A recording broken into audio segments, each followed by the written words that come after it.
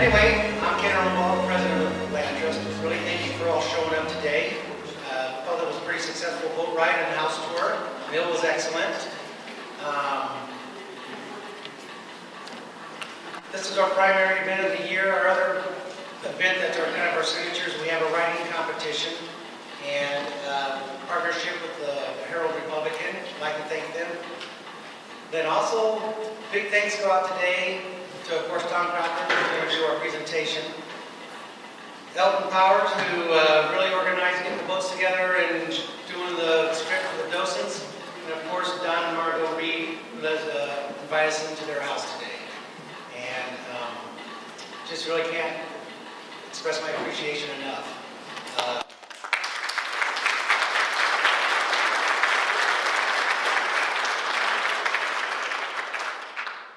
So, without further ado, here's Tom Cochran with his history of Pleasant Lake, then and now.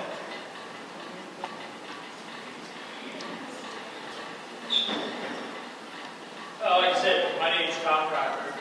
First of all, can you all hear me? Because we haven't tested this sound system. I grew up in Pleasant Lake. I'm not a native P-Laker. We moved here, my parents and I, in 1952, and I lived here until 1969. The Pleasant Lake that I knew is different than Pleasant Lake today. I call Pleasant Lake home. It's my hometown, even though I'm not a native.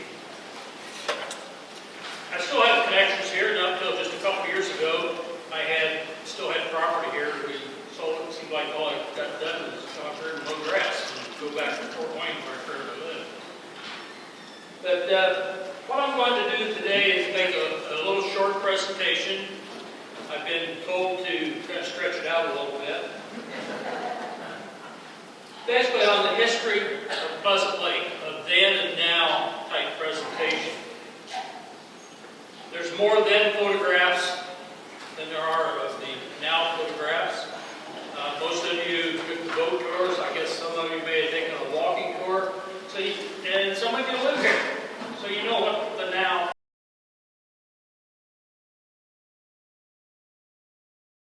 is. But we want to show you some of what the then was. I'm not really sure how I got selected for this. I don't know if Elton is holding a grudge from grade school. Elton and I we were in the same class, and I'm not really sure. He's been looking at all these 60-some years that I've known him. How am I going to get even with that ball head guy? But anyway, I am here, and I got to thank my father. Most of these photographs came from a collection that my father put together over the years. He was kind of known as a historian of Pleasant Lake.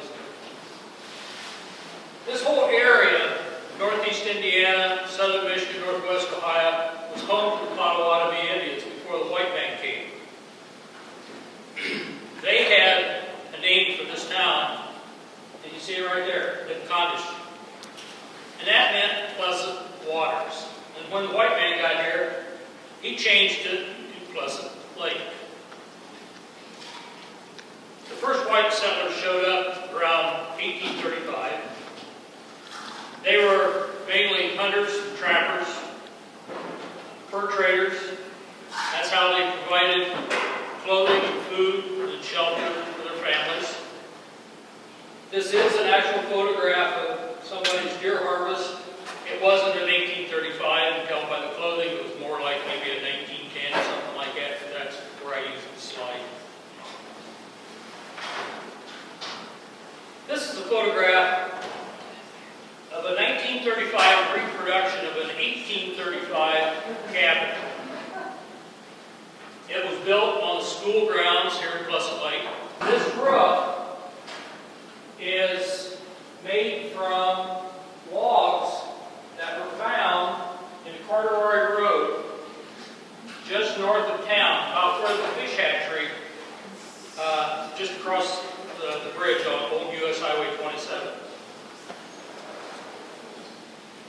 After the centennial celebration was over, they took those planks that they made from the logs, and they made souvenir canes.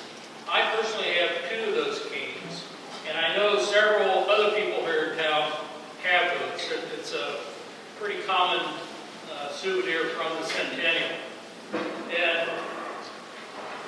But we thought that it was quite interesting that people in 1935 would think enough to take those logs from the Corduroy Road and make canes.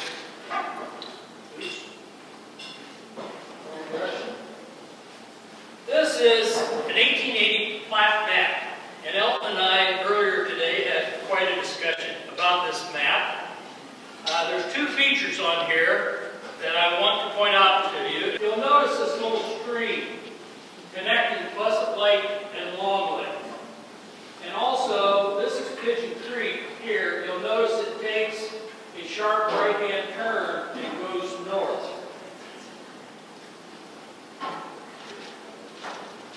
Let's see right here. Because now, here's the 1912 plat map. And you'll notice that stream is not there. Pigeon Creek still makes the sharp right-hand turn and goes north. But the existence of that stream is what Elton and I have been discussing earlier today. He has come across a map, 1831, 1832. No stream. You just saw the 1880 plot map. Here in the book, I have a copy of the 1880 township map that shows no stream. So we don't know where that map came from that showed the stream. We're not sure if it's legit, if there was a stream or not. Some people in town. And it's changed my whole presentation about that stream because I don't want to put what it was. There's supposedly a mill that was on that stream that Long Lake, for those that you don't know, is much lower in elevation than Pleasant Lake, 12, 16 feet. And after that stream was dredged to run the mill, people were afraid it was going to drain Pleasant Lake, and they got an injunction. Supposedly, as how the story goes, they closed the mill down after it's cut one log. Whether that's true or not, whether the stream existed or not, Elton guy had to do a lot more digging to find that out. But we're not sure. And of course, he didn't bother. Well, I read his email at midnight last night, telling me, hey, that stream ain't there, or wasn't there. Some of you may have gone around the lake today. There's a South Drive. Here is a photograph of South Drive, roughly about 1890. If you'll notice, there's a house up here in the top right-hand corner. I think I can do this with the shadow. But anyway, I'm pretty sure that's Ralph Cooper's house today. Redneck Ridge. But I'm not positive on that. I want to run that past Ralph. I just haven't had a chance to do that. There's a few more views of South Drive. Here's another one. I want to notice how many trees. Those of you who are not from Pleasant Lake, South Drive is the road on the south side of the lake that goes around the lake. The trees, the size of them. Here's a 1900 view of it, looking basically over to where Lakeview Court.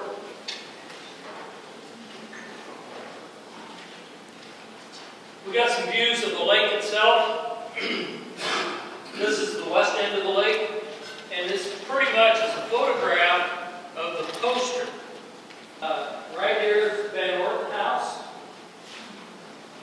There's the hotel, and I'm pretty sure that is the high school right there.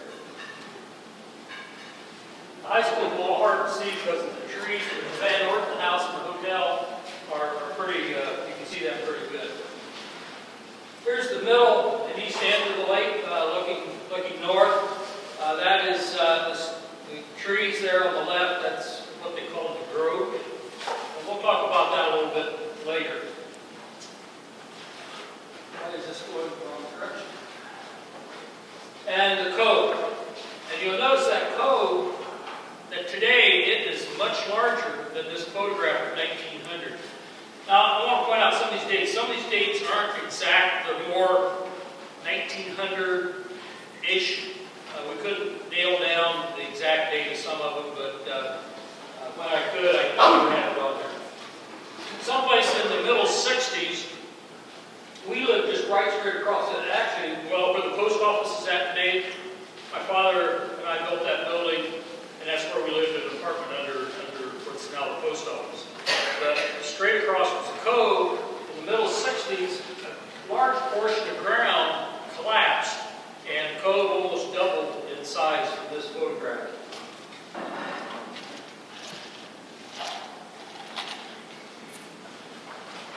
Some of the early businesses of Pleasant Lake,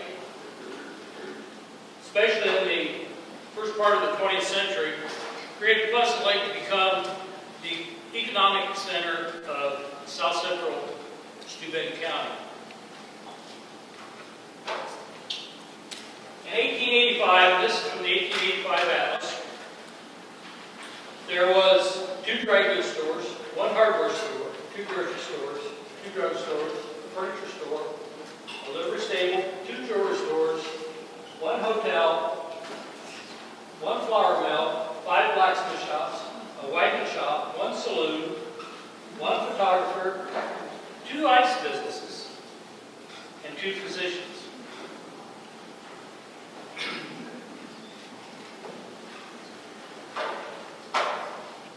Mainly, in 1885, these businesses was because of the railroad. Now, we're going to talk about the railroads a little bit later. And the main north-south road that came from Fort Wayne, which eventually became U.S. Highway 27. The other main road was the Bellefonte Road that ran east and west through town from Hamilton to Pleasant Lake over to Homer. In 1935, we still had a good business going here in Pleasant Lake.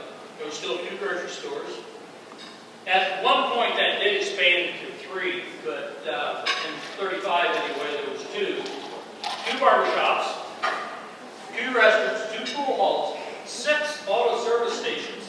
1885 was wagon shops. Remember that from the previous slide.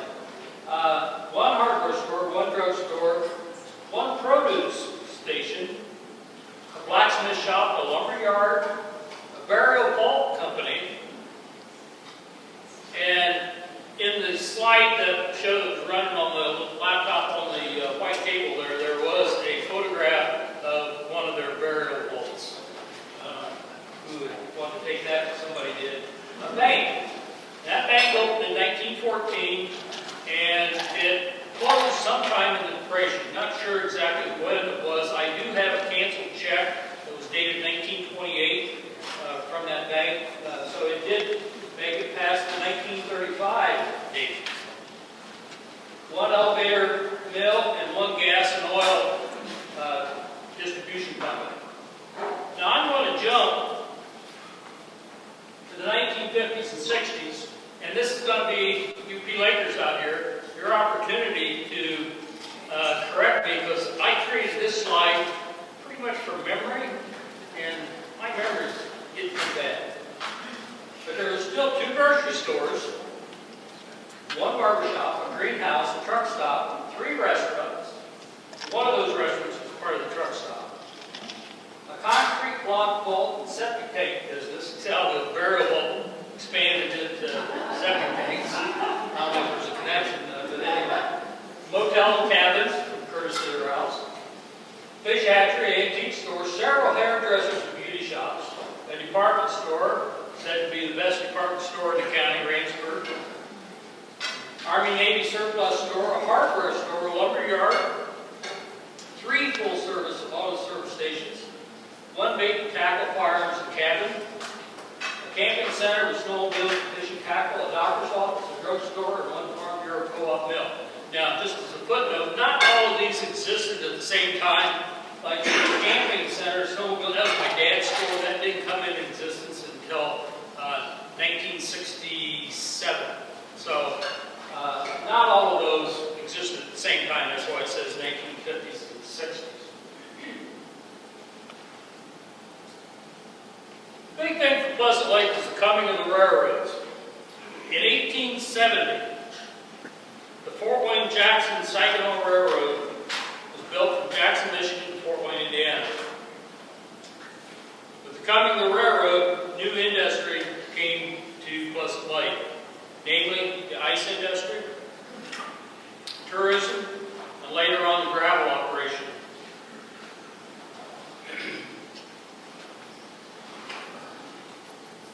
In the 1920s and 30s, and I did have a slide of a timetable, but it was so small print you probably couldn't see it.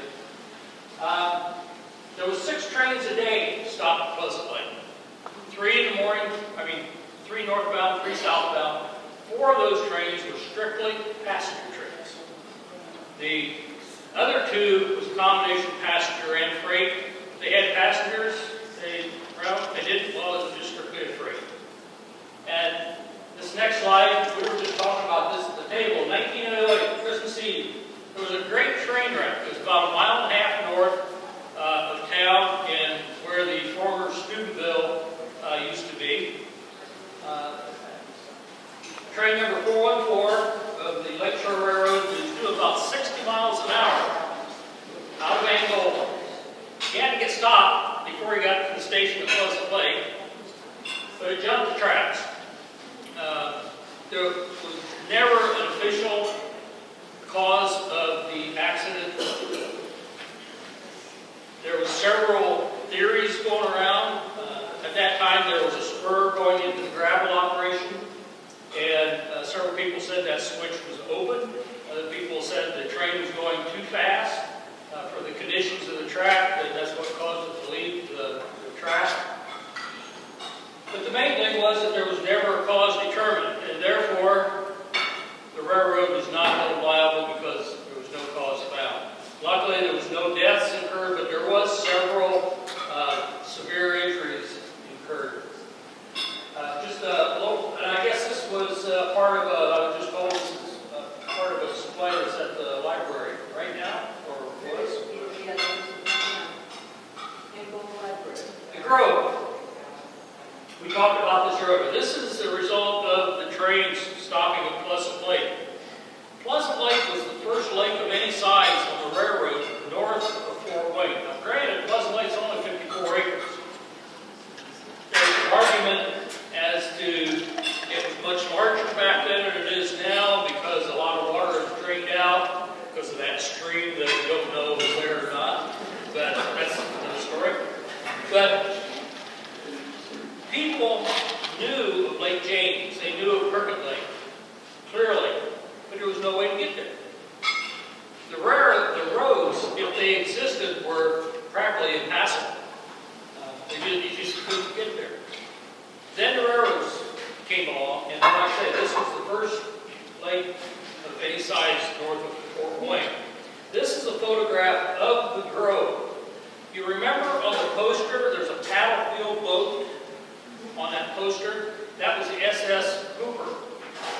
It ran out of the Grove. The Grove was a large amusement park. They had fountains, they had bandstands, there was games, they had rides. It was a destination for people to come on weekends. They rented boats. This could be one of the boats from the Grove.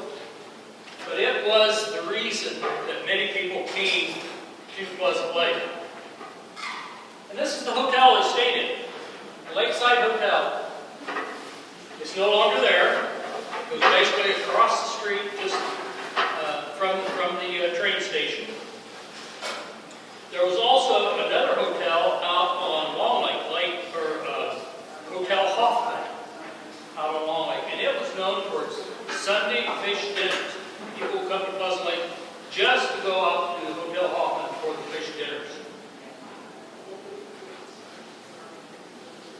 This is a photograph of the grounds behind the hotel on the lake. What you can't see, those 2 gentlemen are standing on, there was a boardwalk that went alongside the lake so people could walk along the lake and fish or do whatever they wanted without having to walk in the marshy ground because it is kind of marshy and soft over that part of the lake.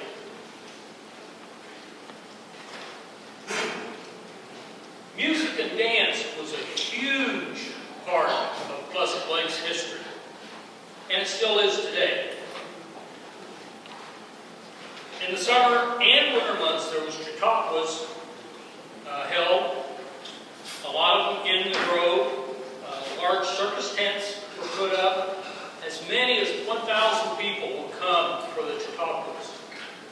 It's rumored that at one of them, there was 5,000 people in attendance. This photograph here is of the 1918 Pleasant Lake Band. There are many photographs floating around of different bands, of different time periods. And like I said, music and dance was a huge, huge part of the history. One of the people that came out of Pleasant Lake, Colonel Dale Harpin, became the director of the Marine Corps Band. And there's a photograph on that slideshow over there of him escorting Jackie Kennedy to a function in Washington, D.C. in 1961.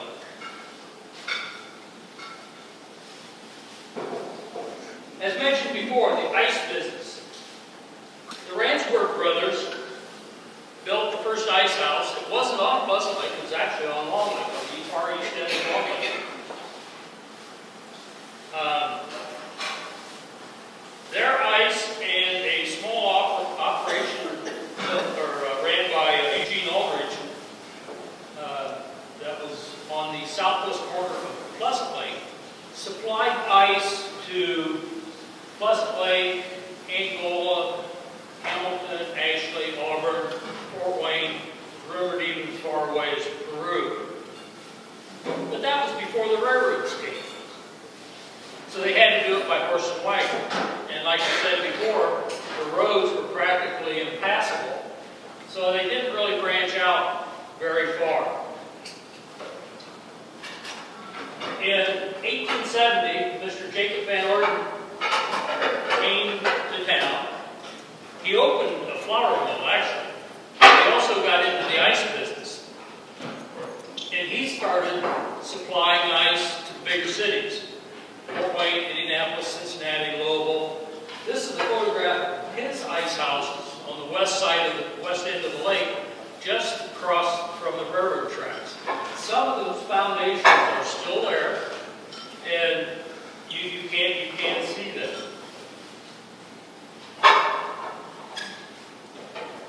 Agriculture has always been a huge part of the Pleasant Lake economy. This photograph from the early 1800s is of the elevator. In that slideshow running there, there's photographs of some of the farmers that are around in the area, some of their farming equipment. But this was the destination. And it fit in with my theme of Pleasant Lake being the economic center of southern Steuben County. Pleasant Lake has had a history of cattle, poultry, hogs, truck farming, huge potato farm operation in the 1950s and 60s out west of town. This was the Ferris and Wysong elevator. The gravel operation. The Leone brothers were two brothers that were businessmen from Detroit. In the early 1900s, they came to Pleasant Lake and they started a gravel operation just north of Long Lake. And when I say just north, I mean only 100 yards north of Long Lake. The gravel out there, after it was washed, had a special compaction feature that the railroads just absolutely loved. And they used it to build their road beds. And that gravel was shipped all over the United States. At the height of their operation, there was 2 trainloads of gravel a day going out of that operation. Someplace around 1920, 1921, not been able to put the finger right on the exact date, but they struck the water. They hit an underground spring, and the pit started filling up with water. And now, Pit Lake. I'll have to dispel any rumors. There are no railroad cars in Pit Lake. I've talked to several scuba divers that have been down there. There are some rails down there. were able to get all their equipment out before the pit did fill up with water and shut them down. Of course, Pit Lake now is part of the Boy Scouts camp.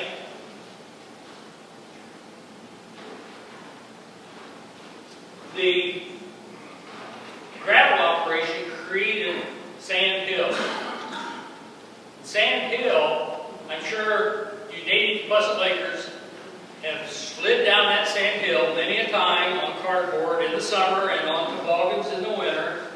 And I want to assure you that the Boy Scouts are doing the same thing today. Well, not today, but when they're out there, they're sliding down Sand Hill. It just doesn't seem as big as it used to when I was 10 years old. But the Scouts are using that, and the kids are just having a ball on that hill, just like we used to 60 years ago. They got the water for that washing operation from Longland. This is a photograph of the water intake. It was roughly about where Morris Strode lived in the 50s and 60s. Tracy can tell you exactly where the location's at, but that's in that general area. The problem was there wasn't enough water flowing past their intake here to run the operation. If you remember, I said Pigeon Creek took that sharp right-hand turn back there on those two plot maps. The creek went up north and then turned and came back south, and it went into Long Lake up on the northwest corner of the lake. Not too far from where the outlet is, where it goes over to the Bowerlands, Golden Lake. So the Donnie brothers said, well, we're going to change that. We're going to move Pigeon Creek to the other end of the lake. This gentleman in the lower left, kind of leaning on the wheel there, that is Mr. Bill Wilcox's father. Bill Wilcox runs a photograph studio between Angle and Orland on Orland Road. I don't know, some of you may know Bill. Bill is really the one responsible for getting a lot of these photographs to my father. He and my dad were real good friends, and Bill processed a lot. He had the negatives and processed a lot of these photographs. On March 7th, 1908, they finished the tunnel for Pigeon Creek. This tunnel goes under County Road 150 West, just north of the current Baptist Church. The river actually goes through the tunnel. If you stand on the railroad bridge, and you look east, Pigeon Creek is just straight as an arrow. You know an engineer laid that sucker out. Now, that night, there was a huge rainstorm. This is what it looked like the next morning. It was gone. They had to rebuild, not necessarily the tunnel, a portion of the tunnel, but basically the support structure for the road. And there was a house set above the tunnel. It was torn down several years ago.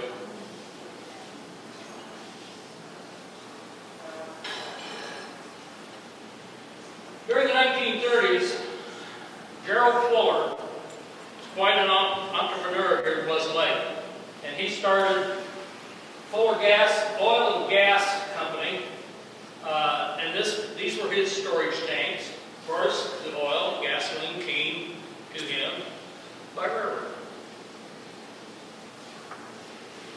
Here's a photograph of his delivery truck.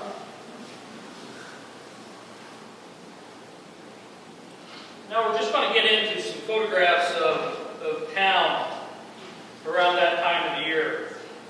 Here's a photograph of Main Street looking east, right around 1900. Again, not sure the exact date.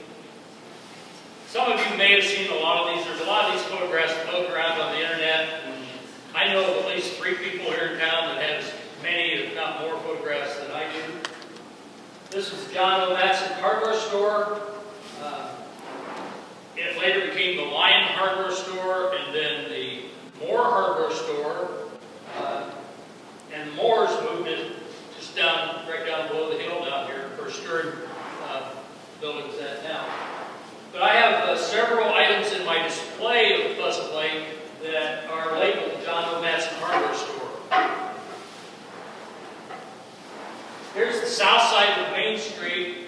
We know the photograph was taken after 1914 because there's the bank. And Weaver and Rangeburg, I think Elton, his write-up. I don't know if that is what it was. I do have a photograph. I have seen the document on it. I just can't prove it now. Except I do have a photograph showing that State Road 13. What it was, the road came north, just like it does now. At the main intersection there, it did not continue north. It turned and went west about 200 yards to what is now Colleen Street. It was called Angola Road at that time. Made a right-hand turn. This building was on the northwest corner of that intersection. Main Street in the late 1940s or early 1950s. Not really exactly sure. This car right here, I think, is a 1948 or 49 Chevrolet.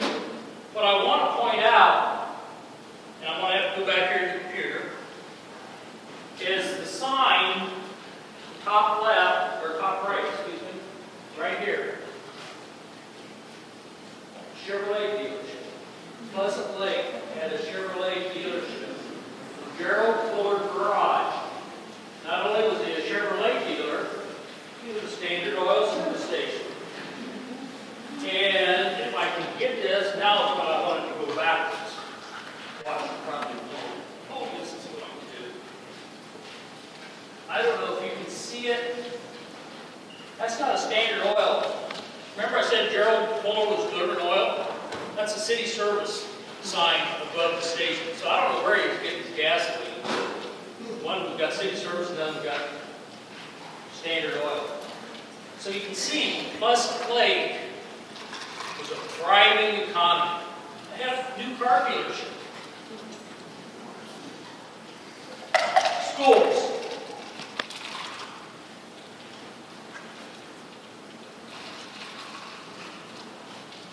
Best schools in the county. This photograph here, the building on the left is the building that was built in 1872.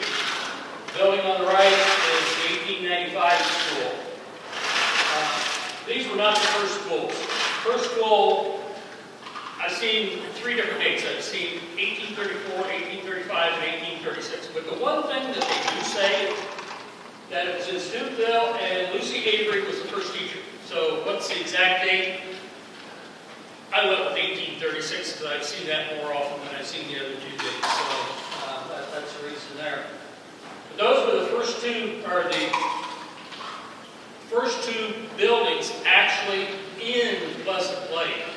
There was a couple of others after 1836. There was one out by Minerva Lake, which is just east of town here on Bell Fountain Road. There was one just north of town out in the old Steubenville. But these two here were the first two buildings actually in Pleasant Lake. In 1910, they started construction on a new school. And that's the one that you see down, at least the west end, the one you see down there. And I don't know who had the crystal ball, but here's what happened on April 1st, 1915. The 1895 school burned on April 1st, 1915. I don't know if it was empty or if it was still being used as a school because they had just moved in to the new school that year. So I'm not sure, and I'm sure there's somebody else out here may know if they were still using the old building or not. In 1935, and I don't have a good photograph of this, but they added on to the east, if you can see where that drain pipe on the outside of the building, to the left of that is the new 1935 addition. That includes the current gymnasium. In 1935, this was considered the best school building in the state of Indiana.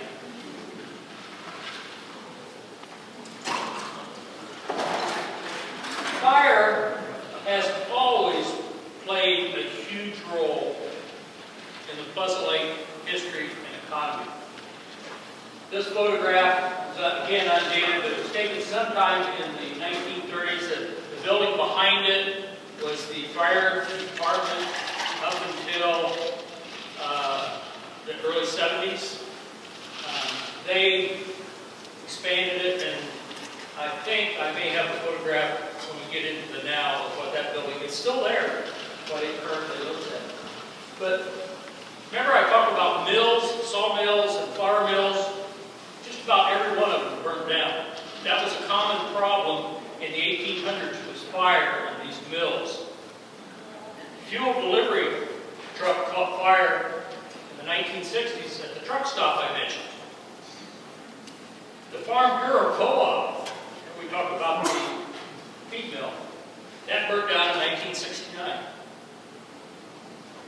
I don't know the exact date. I don't have a photograph of it. I've asked Tracy and I've asked several people for photographs, but the fire department caught on fire and burnt down. They lost all their equipment.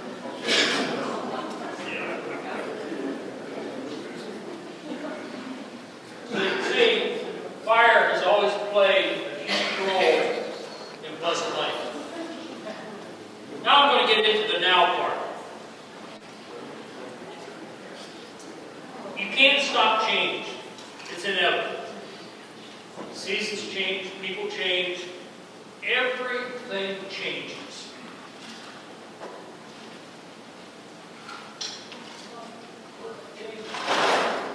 My slide didn't want to change. Pleasant Lake is an inviting town.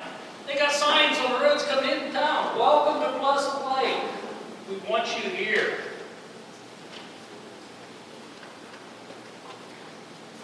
This is a satellite view taken October 4th, 2011 of Pleasant Lake.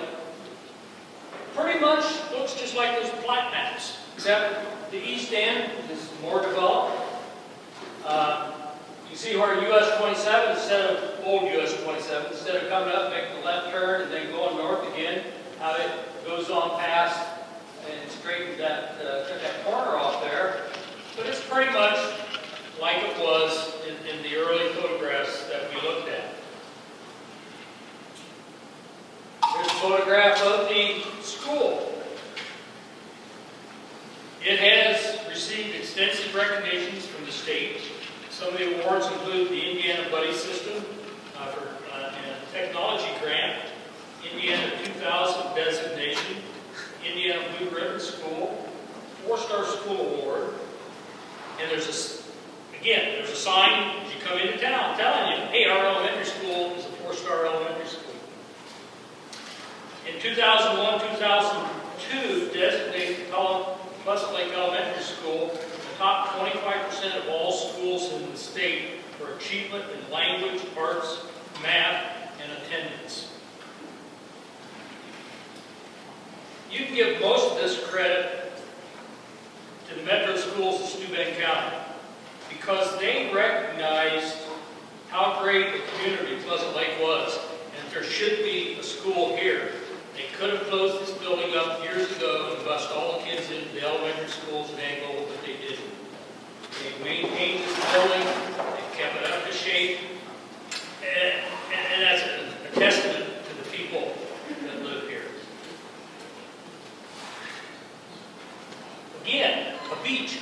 How many schools in the state of Indiana own a beach? Probably not very many. This may be the one and only. Now, of course, you've got to give credit to the Lions Club, the fire department, and to the people of the town for maintaining this beach and keeping it a place for our families to enjoy. The Baptist Church, the United Methodist Church, Mennonite Church, where we're at today. How many towns the size of Pleasant Lake can boast of 3 churches with active congregations? Probably not very many. Just another indication to the type of people that call Pleasant Lake home.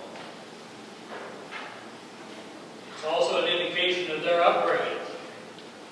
And our forefathers, if you look back in the history of Pleasant Lake, you'll see a whole list of churches. This is just the 3 main that are here today.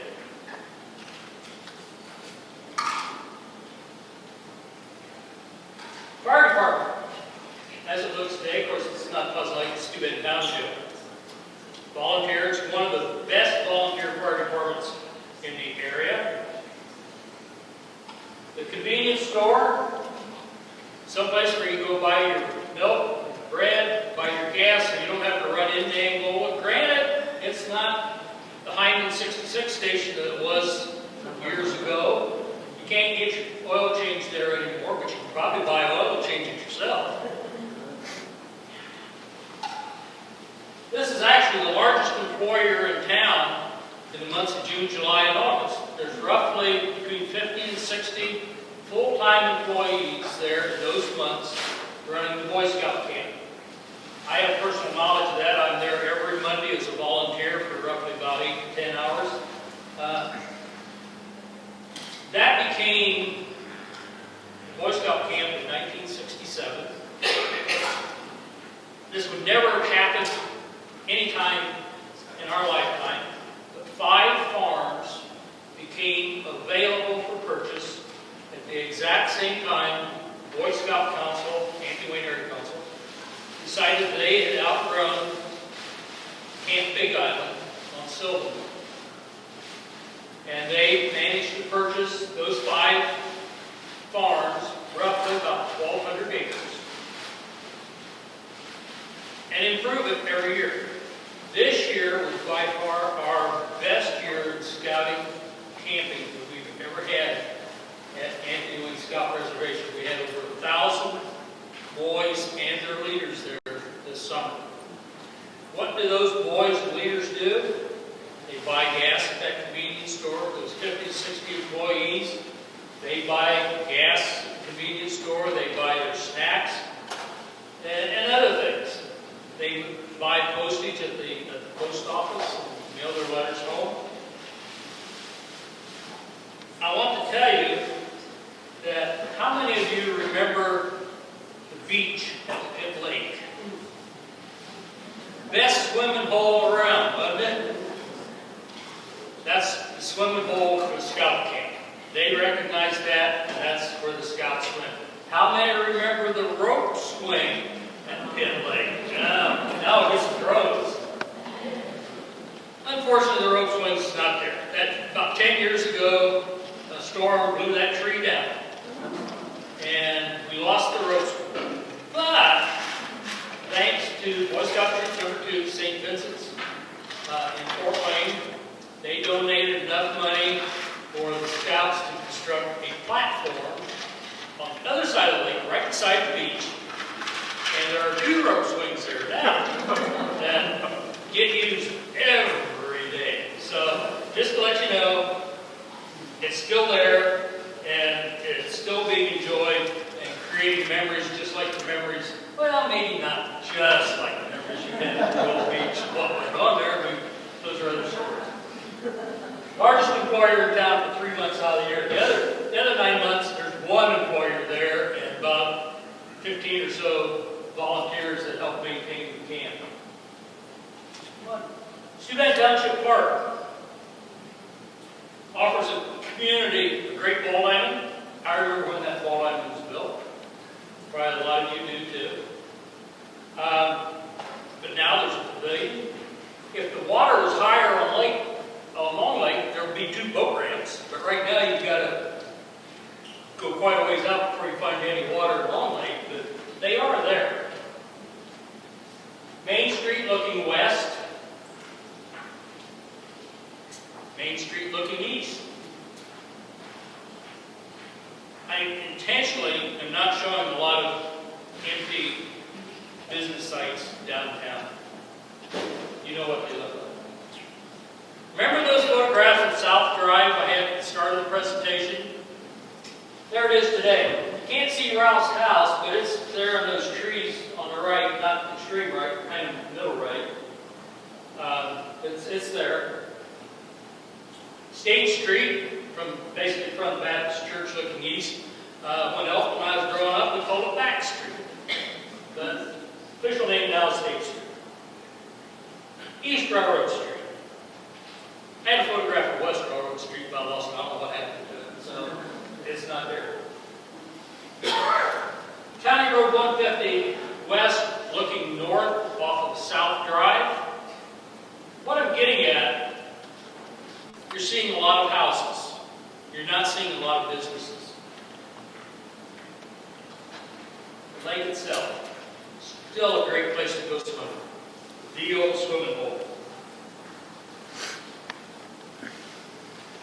We don't cut ice for ice boxes anymore, but we sure do slide down the hills onto the ice, if there is ice. The last couple of winters there hasn't been any, but if it ever gets cold enough. We remember those that fought for our freedom so that we could live around, swim in, skate, and fish on one of the greatest little lakes in Steuben County.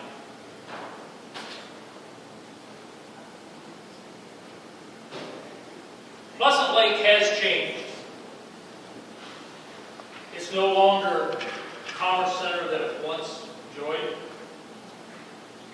You can really trace the start of that decline back to the late 1950s, early 1960s, when the state decided not to put an interchange on the new Interstate I-69 on 727 just west of town.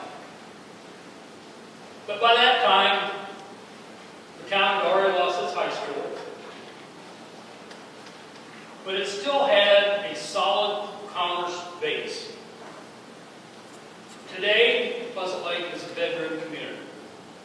It has changed. Like I said before, change is inevitable. The one thing that cannot be taken away is Pleasant Lake itself, the quality of life here, and the sense of community in its residents. It still has one of the best Lions clubs, churches, volunteer fire departments, and elementary schools around. People take pride in calling Pleasant Lake home. For those of us that are no longer live here, but grew up here, this will always be our hometown. And we're proud of that, and we thank the forefathers and settlers for planning and developing Pleasant Lake. Who needs the big lakes? We have been accomplished. Thank you.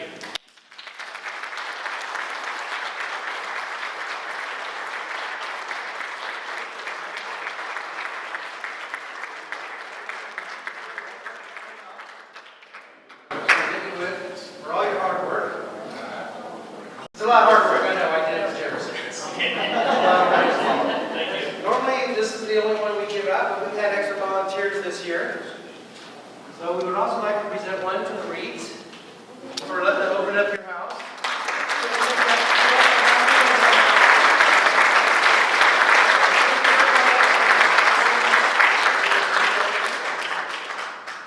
And a lot of this would not take place today if it wasn't for helpful powers.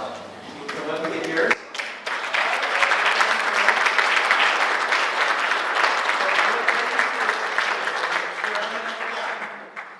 Thank you for rounding up the troops and getting the information for the vote for the self-walkthrough. So that pretty much wraps up our presentation today. So we once again thank you for coming out today, and next year don't know the lake yet, but I'm sure it's going to be super.